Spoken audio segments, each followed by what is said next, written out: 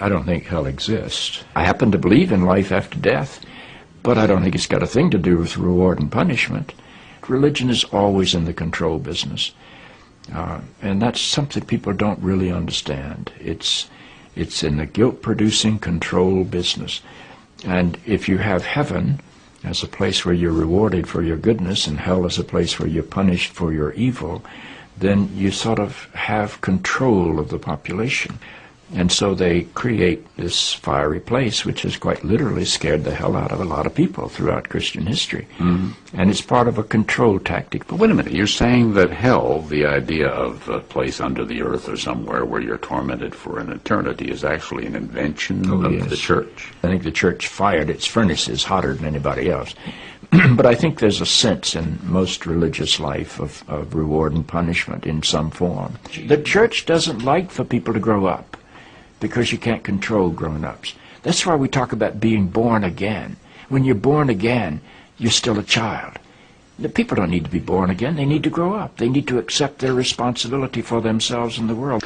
What do you make of the theology, which is quite prominent these days in America, which is that there is one guaranteed way not to go to hell, and that is to accept Jesus as your personal Savior? Yeah, I grew up in that tradition.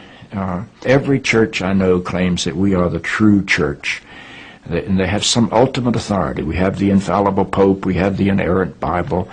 The idea that the truth of God can be bound in any human system, by any human creed, by any human book, is almost beyond imagination for me. I mean, God is not a Christian. God is not a Jew or a Muslim or a Hindu or a Buddhist. All of those are human systems which human beings have created to try to help us walk into the mystery of God. I honor my tradition. I walk through my tradition. But I don't believe my tradition defines God. I think it only points me to God. You and I are emerging people, not fallen people. Our problem is not that we are born in sin. Our problem is we do not yet know how to achieve being fully human.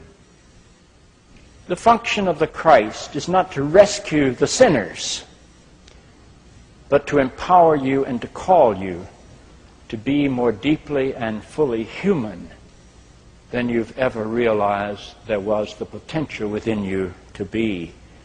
Maybe salvation needs to be conveyed in terms of enhancing your humanity rather than rescuing you from it.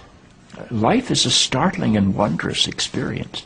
And eventually, I think we're going to discover that God is unfolding through the life of our consciousness and our self-consciousness, and is not a parent figure up in the sky. But I believe because I'm related to something that is not bound by time and space, that I will share in whatever God's eternity is.